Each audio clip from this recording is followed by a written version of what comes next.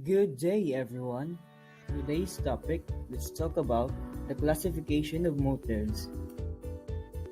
Before we go on to the main topic, first let's talk about what is motive. Motives are the reason for choosing a specific action behavior for several alternative choices to fulfill needs. Human motives are created whenever there is psychological or physical imbalance. It is the reason for action, purpose, and direction of certain behavior. Individuals are different from nature, and different types of motive help people for successful motivation. So, in understanding such motives, it will help the teacher to apply most appropriate technique to motivate every student. Psychologists divide motives into three types. First, the biological motives. Second, the social motives. And lastly, the third is the personal motives. Biological motives. Biological motives are called as physiological motives. These motives are essential for the survival of the organism.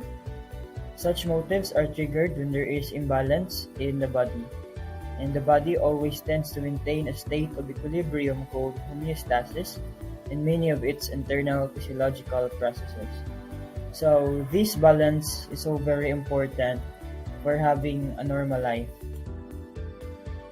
The following are the basic biological motives that are expected in each individual for the sake of survival. We have hunger, thirst, need of oxygen, regulation of body temperature, avoidance of pain, elimination of waste, sex motive, and lastly, the maternal motive. Social motives. Social motives are the psychological processes that drive people's thinking, feeling, and behavior in interaction with other people. Social motives reflect the way people value these interests in relation to their own. Moreover, social motives are learned in social groups as a result of interaction with the family and society.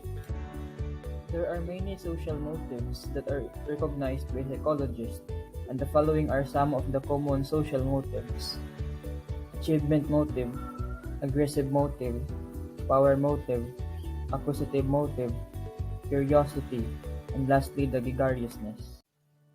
Personal motives. Personal motives, also known as intrinsic or self-motivation, can be defined as motivation arising from an individual's internal desires for the satisfaction and fulfillment of specific needs. The following are the highly personalized and very much individualized motives. We have force of habits, goals of life, levels of aspiration, attitudes and interest, unconscious motivation. For additional information, according to B.F. Skinner, motivation in school learning involves arousing, persisting, sustaining, and directing desirable behaviors. On the other hand, Woodward defined motivation as the state of the individual which disposes him to certain behavior for seeking goal. In conclusion, as future teacher, it is important for us to know the classification of motives because this would allow us to apply the most appropriate way of motivating our future individual learners. And I guess that's end my report. I am Bible El Palawan and thank you for listening.